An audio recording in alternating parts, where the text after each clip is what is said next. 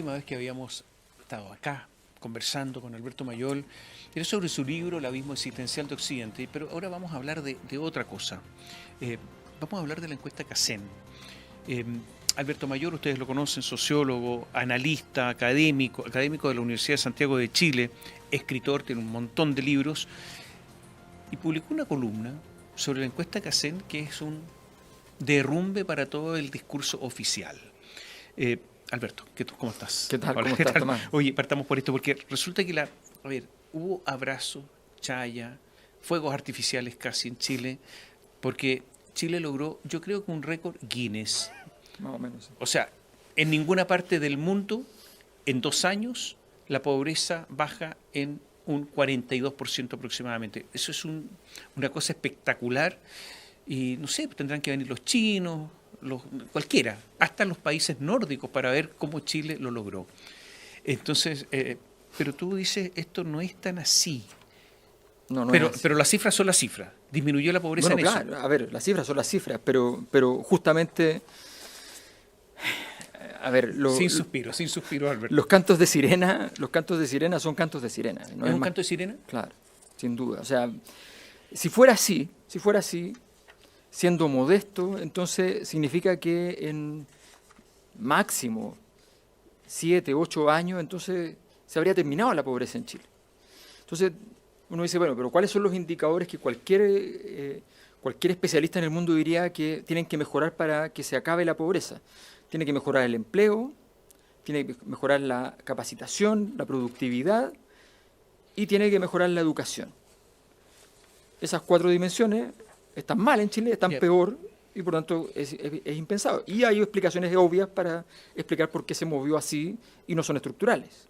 Pero una persona que sabe de números, entiendo, porque es ingeniero, se llama Giorgio Jackson, es ministro además, sí. Dijo, lo que estamos viendo hoy, y tú lo citaste además, es que el esfuerzo empieza a dar sus frutos.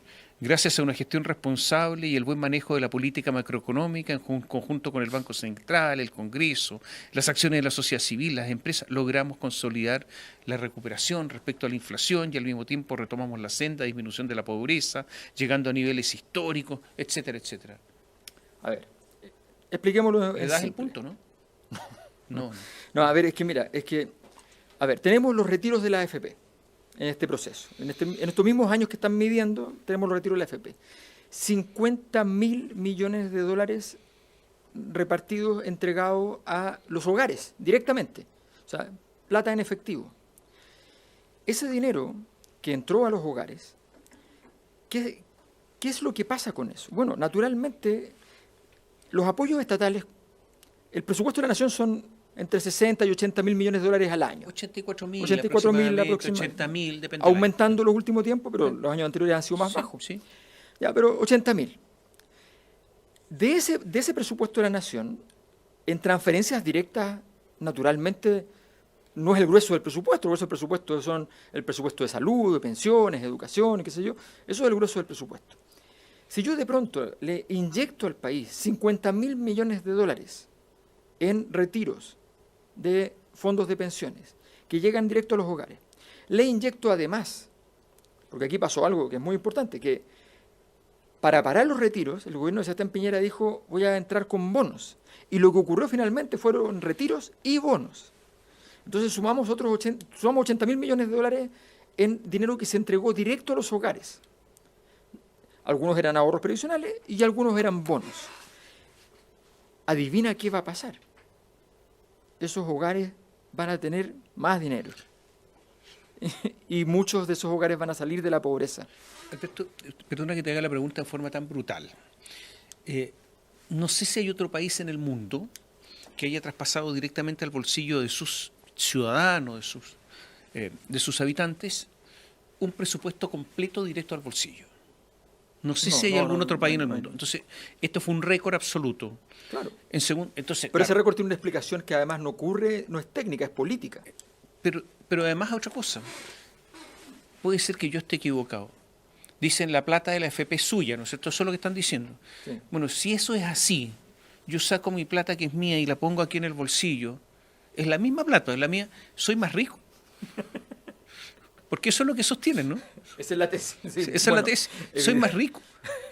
Yo no lo entiendo mucho, pero por eso, esa es la tesis del gobierno, que soy más rico. por eso el gobierno lo que debió decir, y probablemente por eso después de un par de comentarios más altisonantes ha habido silencio, probablemente lo que debió decir es simplemente, mire, este dato no es representativo de nada, porque sencillamente ocurre una cosa excepcional, y la verdad es que las variables estructurales de la pobreza, mira, digámoslo en simple, el ingreso autónomo, que es lo fundamental, antes de cualquier transferencia estatal, está todavía por debajo del 2017. Hemos perdido 5 años en ese sentido. Hubo una pandemia por medio, muchos países cayeron mucho. Perdona, Bueno, para explicar a los telespectadores, el ingreso autónomo son los ingresos propios, sí. no los ingresos estatales. No ingresos estatales, pero incluyen incluso si a una persona, por ejemplo, todos los meses el hijo, el papá, la mamá le entregan una X, eso es un ingreso autónomo. Claro. Pero ese ingreso autónomo, ¿ya? Resulta que hoy está más bajo que el 2017.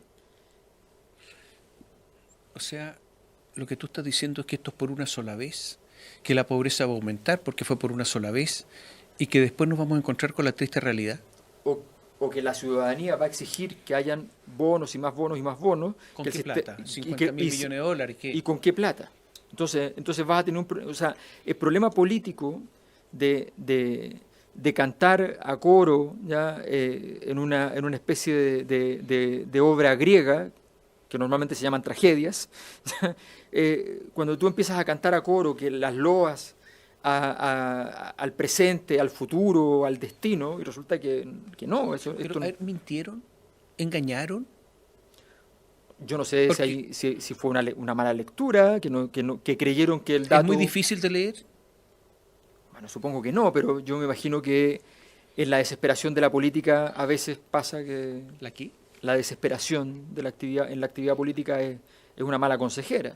Tú O necesitas... sea, tú dices que este es un acto desesperado. Yo creo que Pero esa es la yo explicación que creo le que das. casi todos los actos del último tiempo en el sistema político, casi todos los actos, no importa de los últimos gobiernos de los que hablemos, son actos desesperados. Tú dices en tu columna que se publicó en Bio Chile que parte de todas estas transferencias se deben a la fragilidad, lo digo con palabras mías, a la fragilidad del sistema político. Tal cual, porque si el sistema político, el sistema político recibe una demanda de la ciudadanía, una demanda que proviene del lugar donde estaban pasando las cosas según los datos hace rato, que es el ingreso de los hogares. Aquí tenemos una estructura que efectivamente es problemática. El ingreso de los hogares en Chile está muy estresado, tiene más gasto que ingreso, 79 de los 100 percentiles, y eso sin contar los créditos. Entonces, tenemos un escenario de alto estrés, con un Estado que no tiene un alto estrés en términos financieros, pero los hogares sí. Entonces, empieza la presión de decir, oiga, resuélvame este problema, sobre todo ahora que venimos estallido social, demanda social fuerte, y luego pandemia. Y entonces, con esas dos cosas encima de la mesa, el sistema político dice, ok, hay que resolver esta problemática. Y esta problemática queda en evidencia con el tema de los retiros. Y entonces empezamos el juego de los bonos y subsidios. Y ese juego de bonos y subsidios son más de 10 herramientas distintas que se pusieron sobre la mesa. Algunas para pymes, otras para los hogares, ¿ya? Para las pymes, la mayor parte es también para los hogares, ¿no? O sea, al final del camino. Bueno, todo eso se hizo y resulta que ¿qué es lo que viene ahora? La mayor parte, hubo una baja muy importante, que está en la columna, hubo una baja muy importante de las deudas de los hogares. La gente pagó mucho crédito, porque estaba asfixiada, pagó mucho crédito. Ese monto de deuda se recuperó ya. Están igual de endeudados que antes.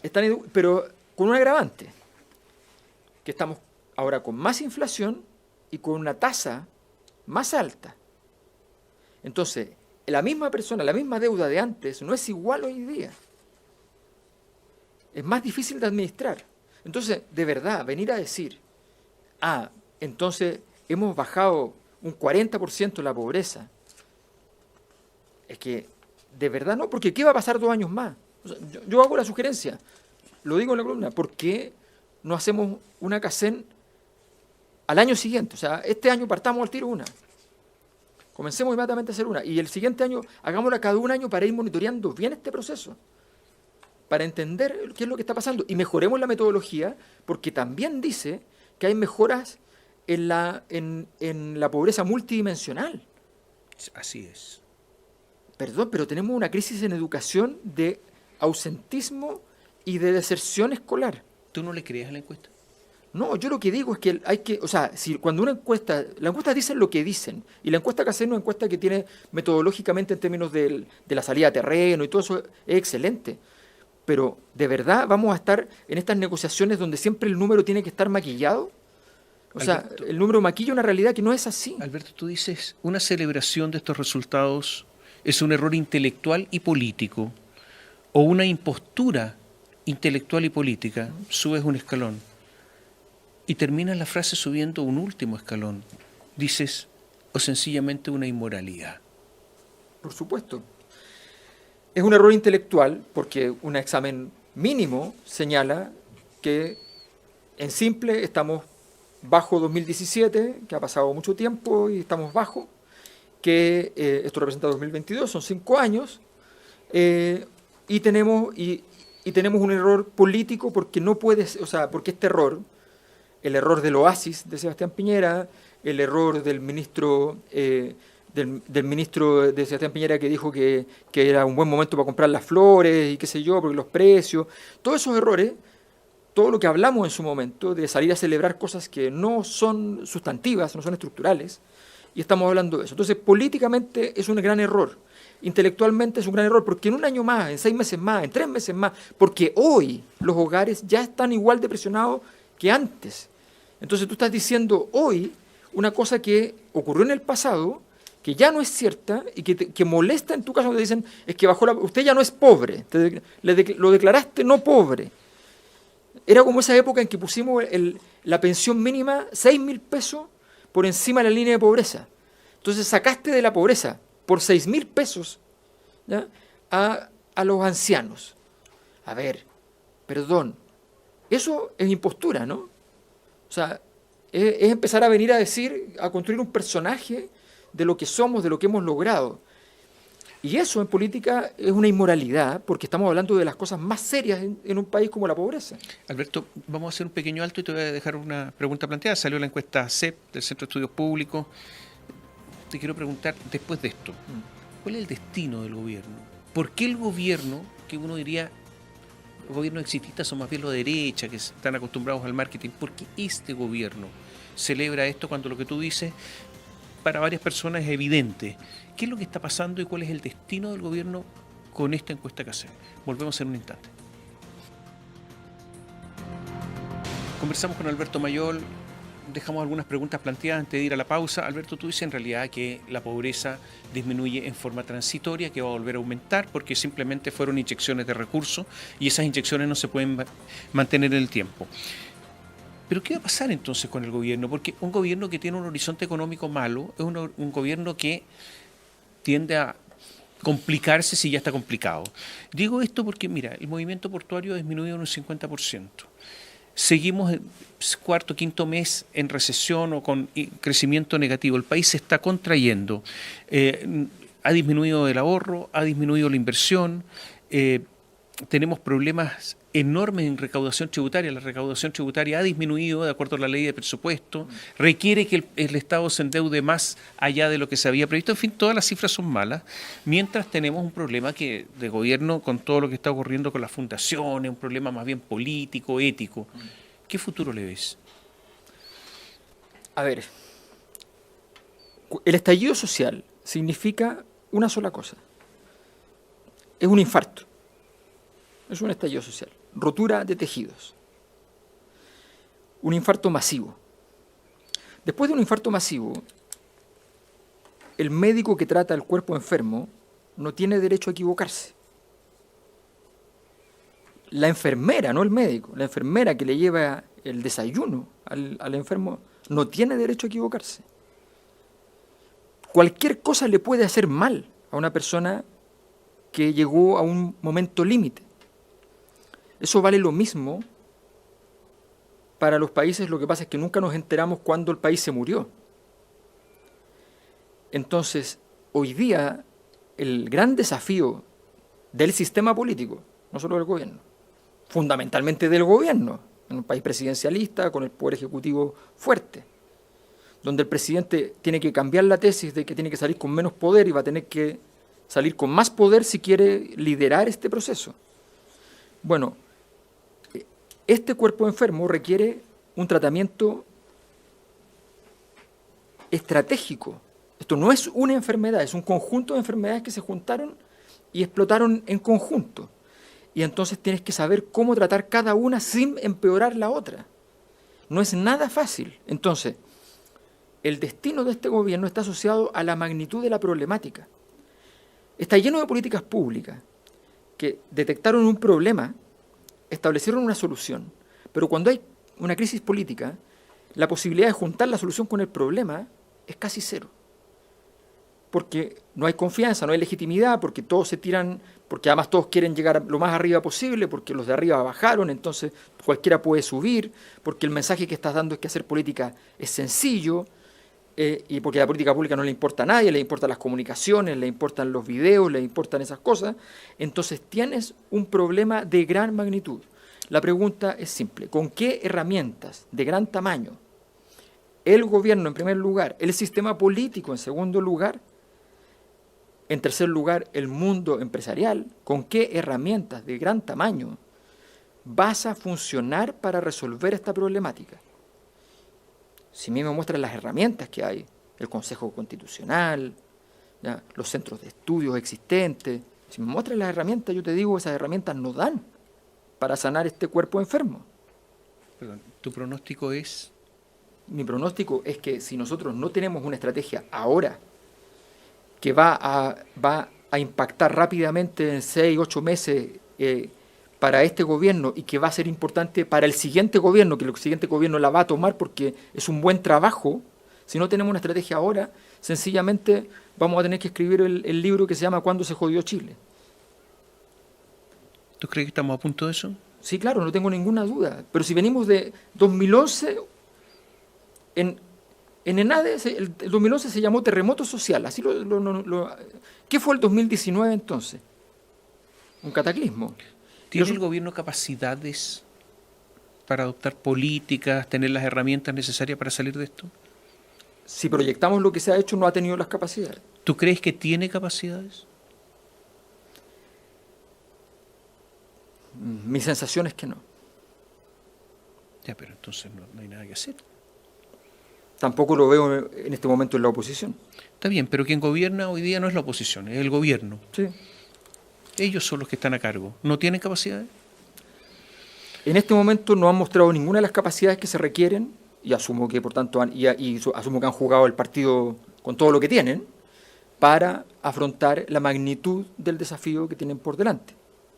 O sea, en este momento nosotros estamos, a ver, entendámonos, en este momento Chile está en una bonanza, porque en este momento el cobre está con precio alto. Está con precio alto, y el litio, que es nuestro nuevo milagro, está con un precio muy alto. El año pasado, ¿por qué tuvimos superávit?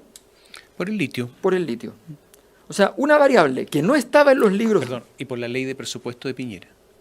Y por la ley de presupuesto de Piñera. Pero fíjate lo siguiente. El litio.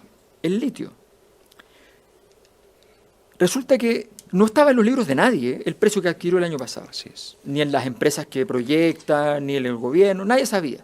Eso fue lo que explicó el momento que nosotros podemos decir, tuvimos un superávit. Tenemos el cobre y el litio en un excelente momento. O sea, estamos en medio de no solo un milagro, 2 milagros. Y nosotros en este momento lo que estamos haciendo con este milagro es salvar los muebles, si es que. Entonces, nos ponen un desafío un poquito más difícil. Pero si al futuro sin inversión no hay crecimiento. Sin crecimiento... Sin educación. Estamos con problemas educativos severos. O sea, ahora la meta del gobierno es que los alumnos de 5º año sepan leer. Es que por eso te digo, es que estamos con objetivos que son dramáticos. Perdón, de cuarto. De cuarto. Sí. De cuarto. O sea, estamos teniendo que tapar problemas. Mientras tanto, nos tranquilizamos porque, nuevamente, además esta es una crítica que desde que razonablemente, desde lo que después se configuró como el Frente Amplio, se hizo tantas veces, no podemos vivir de las estadísticas. Hay una realidad más allá de las estadísticas. Entonces, Chile tiene el mejor puntaje en la prueba PISA de Latinoamérica, lejos. Ya, ok. Estamos tranquilos entonces, ¿no? No, o sea, obvio que no. Pero, Alberto, tú estás en España y vienes a Chile, porque estás allá.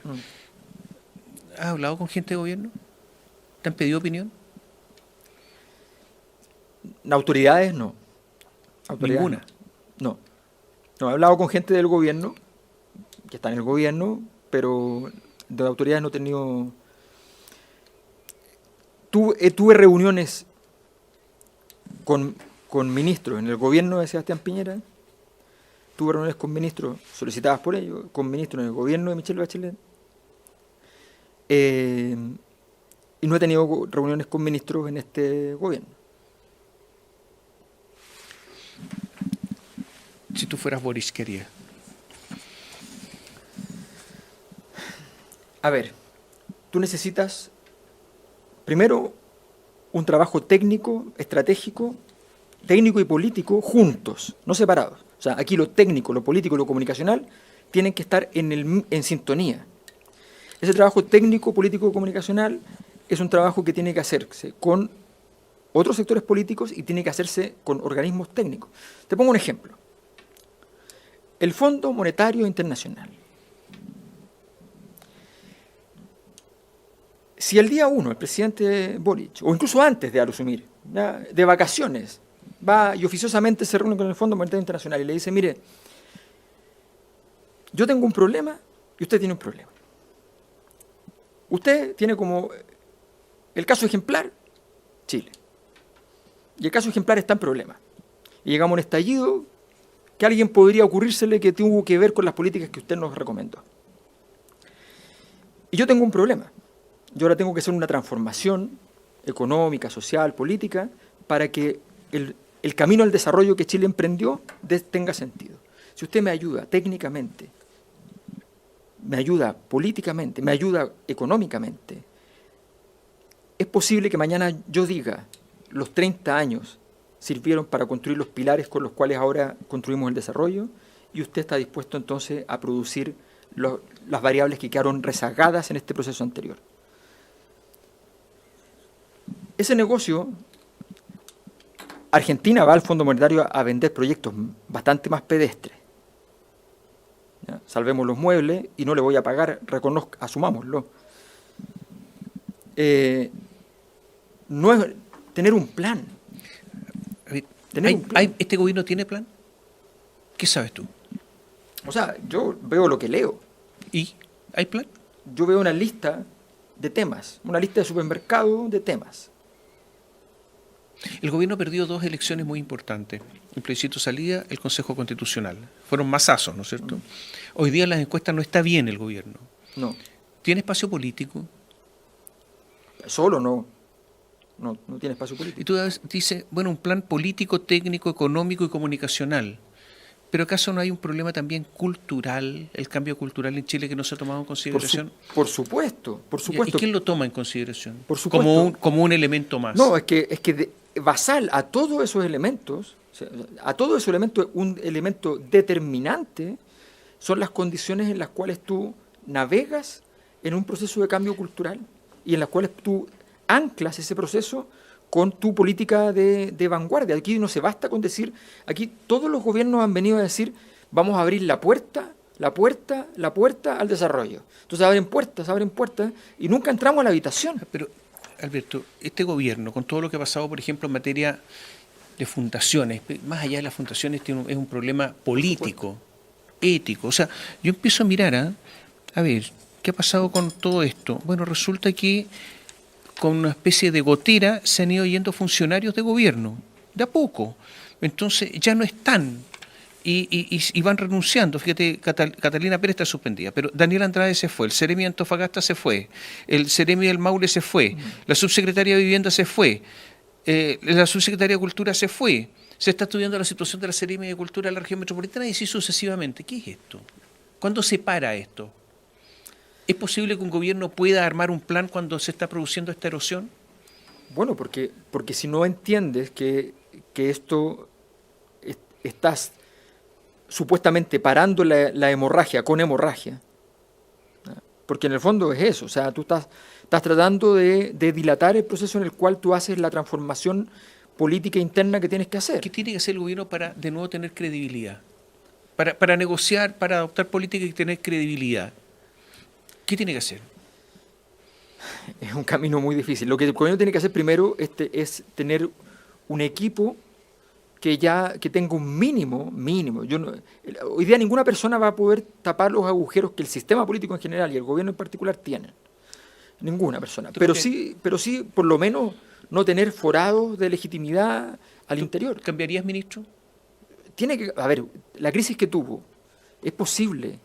Ya le pasó por tratar de mantener a Javiera Blanco, a Michelle Bachelet, que no solo la perjudicó al gobierno, sino que perjudicó a Javiera Blanco, que después donde se movía era un problema para ella. Le pasó a Sebastián Piñera con Andrés Chadwick, por sostenerlo después del caso Catrillanca. Se lo convirtió en un forado. Bueno, ese problema de sostener ministros, que si los ministros sirven cuando te sostienen, su rol es ser pilares del presidente. ¿A quiénes cambiaría? A estas alturas ya es imposible que al principio jugó más o menos bien el partido del ministro Montes después del inicio de la crisis, pero ya el ministro Montes formalmente no tiene espacio. El ministro Jackson no tiene espacio para seguir jugando. Eso es evidente. Esos dos ministros tienen que salir sí o sí. ¿Alguien más? El ministro de Educación tiene los indicadores por el suelo. Lo que pasa es que a la derecha, al hacer la acusación constitucional, le regaló oxígeno, pero tú sabes que tienes que cambiarlo.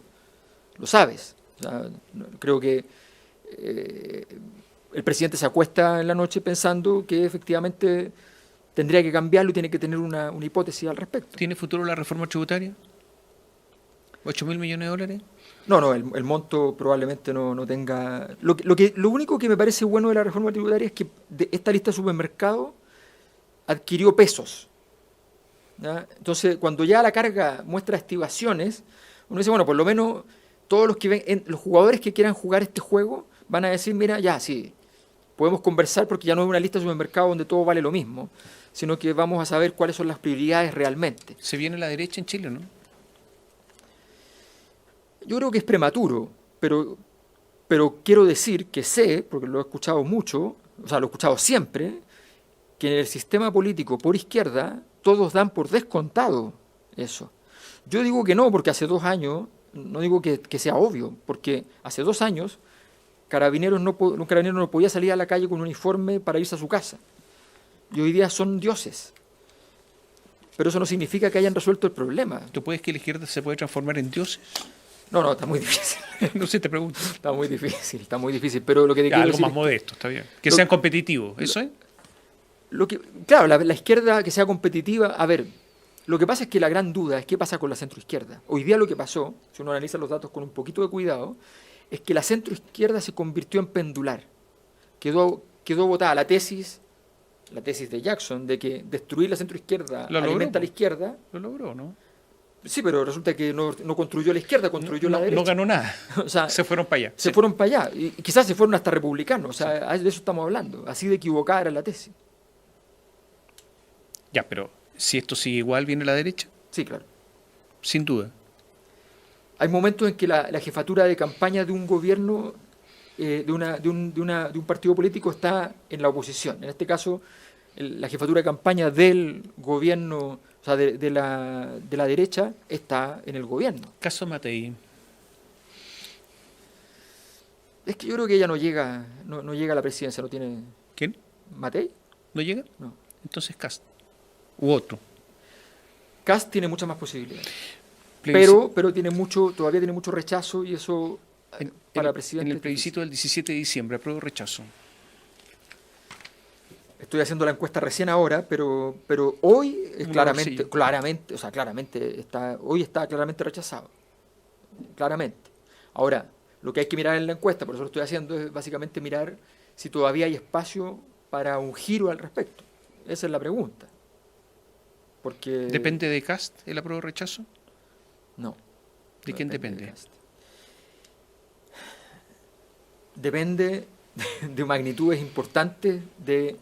A ver, si se logra un escenario de mayor tranquilidad, de mayor parsimonia política, si es la elección más aburrida de la historia y solo es una especie de trámite, ¿ya? Si la franja televisiva, nadie dice yo apruebo esto y ni nada por esto, sino que aparece un señor abogado, ¿ya?, explicando punto por punto lo higiénico, lo básico, los antecedentes históricos de otros lugares, de esto, podría ocurrir que la gente, en medio del sopor, sin otra emoción, ya pudieran ir a decir, ¿saben qué? Salgamos de este asunto y aprobemos esto.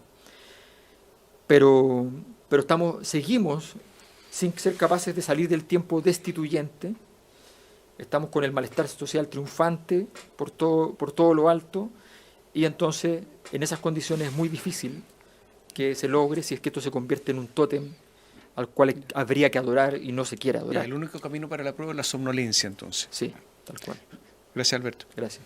Y a ustedes, muchas gracias. Gracias por seguirnos.